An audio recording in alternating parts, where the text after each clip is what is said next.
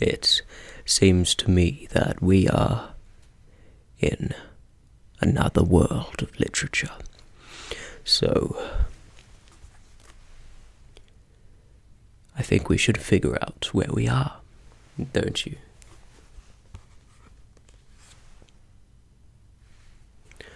Okay, we are in the world of Frankenstein, or the Modern Prometheus by Mary Shelley.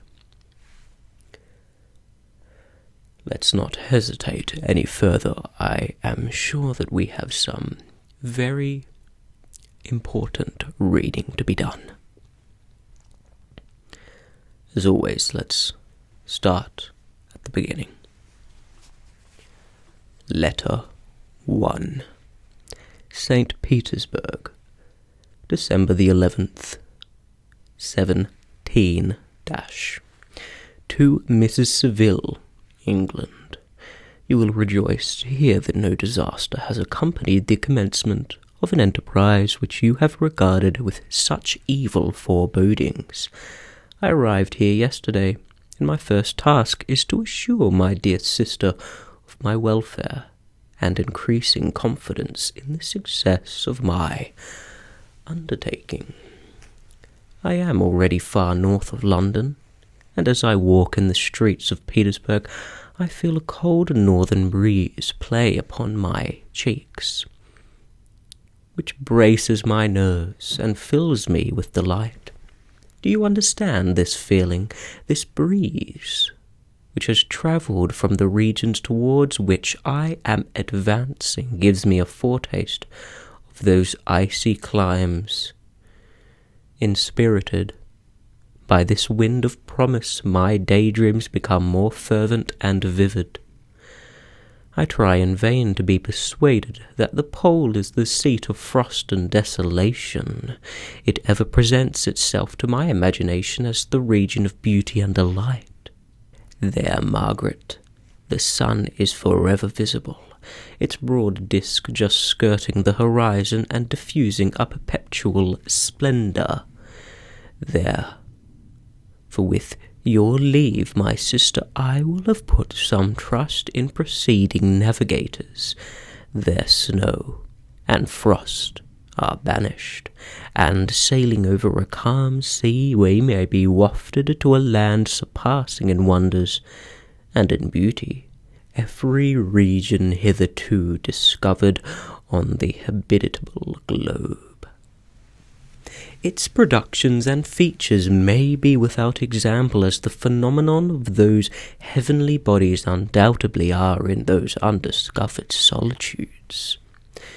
What may not be expected in a country of eternal lights? I may there discover the wondrous power which attracts the needle and may regulate 1,000 celestial observations that require only this voyage to render their seeming eccentricities consistent forever. I shall satiate my ardent curiosity with the sight of a part of the world never before visited, and may tread a land never before imprinted by the foot of man.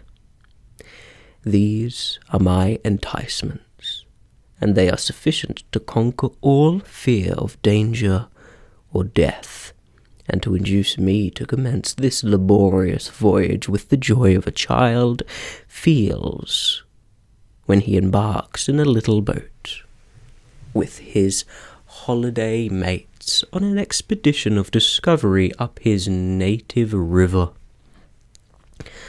But supposing all these conjectures to be false, you cannot contest the inestimable benefit which I shall confer on all mankind to the last generation by discovering a passage near the pole to those countries, to reach which at present so many months are requisite, or by ascertaining the secret of the magnet which, if at all possible, can only be effected by an undertaking such as mine. These reflections have dispelled the agitation with which I began my letter, and I feel my heart glow with an enthusiasm which elevates me to heaven. For nothing contributes so much to tranquilize the mind as a steady purpose, a point on which the soul may fix its intellectual eye. This expedition has been the favourite dream of my early years.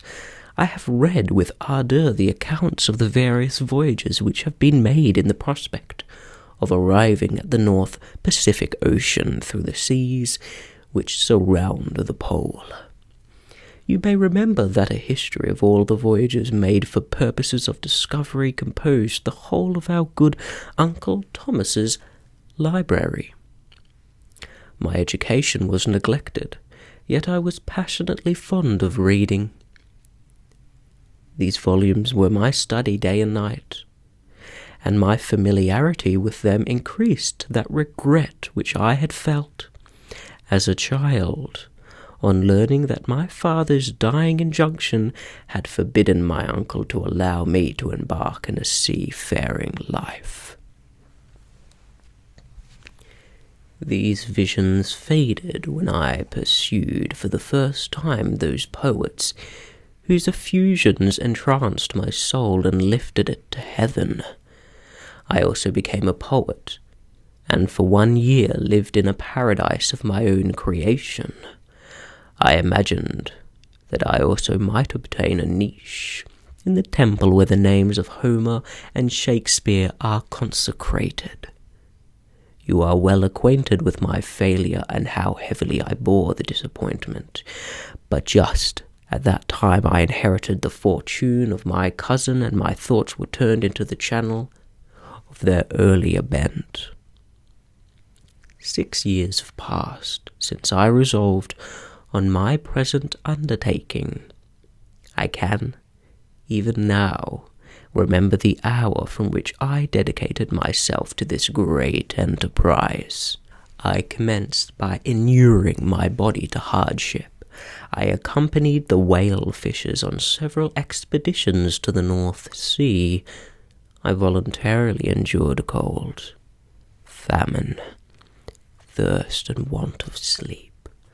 I often worked harder than the common sailors during the day, and devoted my nights to the study of mathematics, the theory of medicine, and those branches of physical science from which a naval adventurer might derive the great practical advantage.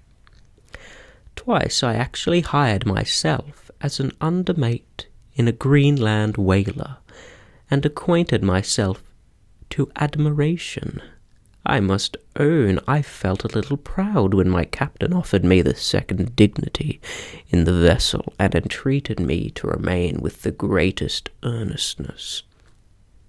So valuable did he consider my services. And now, dear Margaret, do I not deserve to accomplish some great purpose? My life might have been passed in ease and luxury, but I prefer glory to every enticement that wealth placed in my path. Oh, that some encouraging voice would answer in the affirmative. My courage and my resolution is firm, but my hopes fluctuate, and my spirits are often depressed. I am about to proceed on a long and difficult voyage, the emergencies of which will demand all my fortitude. I am required not only to raise the spirits of others, but sometimes to sustain my own when theirs are failing. This is the most favourable period for travelling in Russia. They fly quickly over the snow in their sledges, the motion is pleasant, and in my opinion far more agreeable than that of an English stagecoach. The cold is not excessive. If you are wrapped in furs, a dress which I have already adopted, for there is a great difference between walking the deck and remaining seated, motionless, for hours, where no exercise prevents the blood from actually freezing in your veins. I have no ambition to lose my life on the post road between St. Petersburg and Archangel. I shall depart for the latter town in a fortnight or 3 weeks, and my intention is to hire a ship there, which can easily be done by paying the insurance for the owner, and to engage as many sailors as I think necessary among those who are accustomed to the whale fishing. I do not intend to sail until the month of June, and when shall I return? Ah, dear sister, how can I answer this question? If I succeed, many months, perhaps years, will pass before you and I may meet. If I fail, you will see me again soon, or never. Farewell, my dear, excellent Margaret. Heaven shower down blessings on you, and save me, that I may again testify my gratitude for all your love and kindness. Your affectionate brother, R. Walton. That is the first letter in the series of 4 at the beginning of this book.